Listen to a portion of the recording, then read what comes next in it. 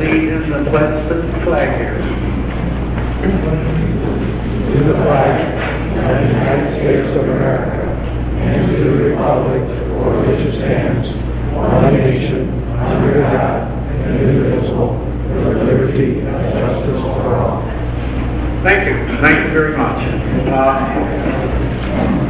I'm sure you're all here to see Joe Walsh and not No. Just a couple of opening comments. This is, as far as I know, this is the 7th time Joe has been in Fox Lake in the last 10 months. So he's got an attachment.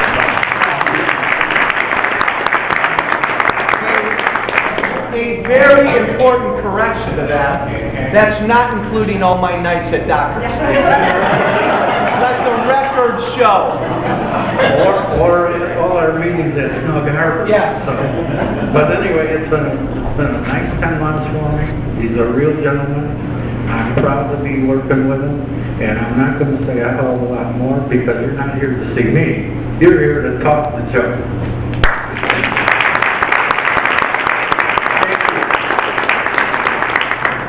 Mayor Bender, thank you very much. Everyone can hear me? Yes. Okay, I don't often use these things, but I will. I've got to learn to use these things. Thank you very much for coming out. Come on in. Keep coming. Keep coming.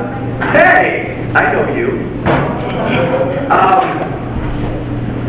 I believe, and I think I want to say it was the Northwest Herald, one of the papers a couple weeks ago had an article on our election night party at the Lakemore a couple weeks ago. And the headline I thought was perfect. It said, Joe Walsh, quote, I work for you. I think in this job that I'm about to embark upon, the most important thing that I can do these next 2 years is listen to the people of the 8th District. I hope you're not sick of my face yet, because you're going to see a lot of it. This month in December, we're going to host and launch 5 listening tour events all over the district. We're going to be in Jim. Correct me if I'm wrong. Next weekend, we're going to be in Lake Zurich. Then right after that, we're up in McHenry. We're going to be in Gurnee, and we are going to finish in Schaumburg, Pennsylvania.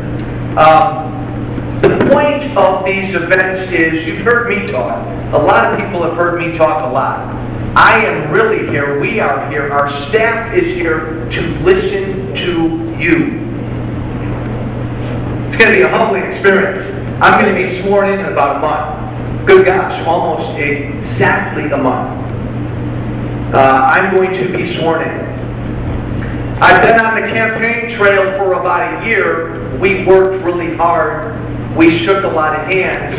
I think I've got a pretty decent idea of what the Republicans need to do when they take over Congress in a month. But I need to know real specifically what your thoughts are, what the issues are that matter to you, what your concerns are, because if I don't represent this district in 2 years, we know what's going to happen to me.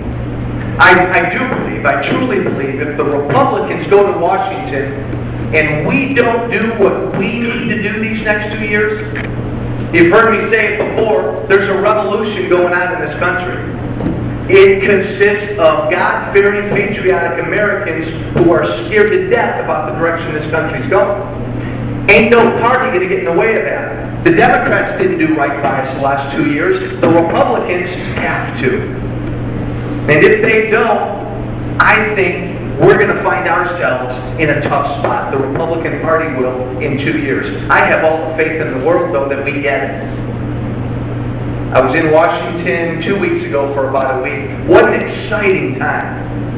You talk about a big freshman class. It was amazing. And you know what? I said this a lot when I campaigned. My hope is that I'm going to go to Washington with a lot of Joe Walshes who understand what we need to do, and they're there. You'd be amazed at some of these freshman congressmen who've been elected. They get it. John Boehner, Eric Cantor, the Republican leadership, I really think they get it. They know, we can't keep spending money like this. They know, we know, the reason business isn't hiring anybody is because they're scared to death about what it's going to cost when they walk out that door. They know, we know. We really got to take this thing called Obamacare. We got to very respectfully work to repeal it and replace it with something that will work. But they know and we know that if we don't listen each and every day and each and every month the next 2 years to what our constituents are telling us, we're going to be in difficult shape in 2 years. That's the point of these sessions. Everybody in the freshman class has a different idea. Let me just say this one last thing and then I'm going to stop talking about, it's like being in college. You go there and everybody's talking, are you going to live in Washington? Where are you going to live? Are you going to rent a place? Are you going to buy a place? How often are you going to be back home? Everybody's got their own viewpoint. Mine is clear. My job is to be home as much as I can. I do not want to live in Washington. Folks, I am going to sleep in my office. I live here. I live in unincorporated McHenry. And best as I can tell, that congressional session every week is Tuesday through Thursday. I'm there doing my job, voting, representing this district. But the minute that last vote's taken, I'm on a plane and I'm coming home. And I think it's my duty these first 2 years to be home more than I'm there and to be in front of my constituents more than I'm in front of my colleagues in Washington. If you disagree with that, I want to hear why. But that's my philosophy, and not every freshman Republican feels that way.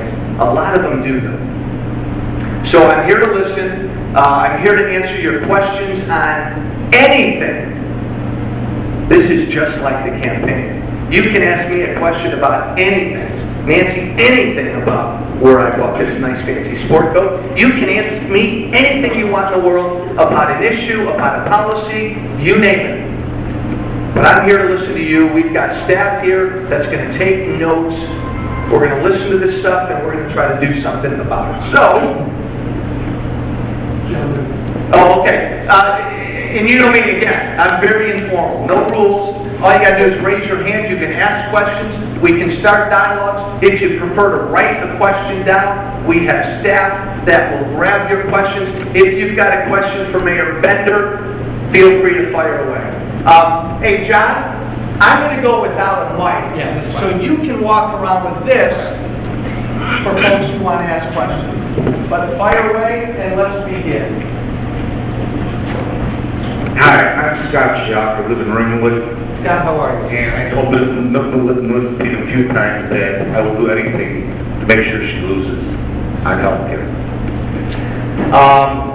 I'm deeply concerned about putting our country under Obamacare. This will lead to national health care program. It is projected that the final regulations will be under Obamacare over 200,000 pages long.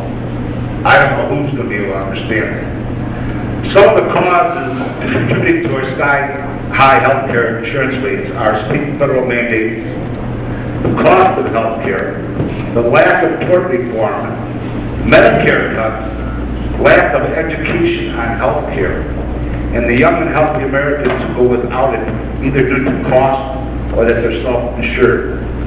In 1965, we had 8 mandates on health care.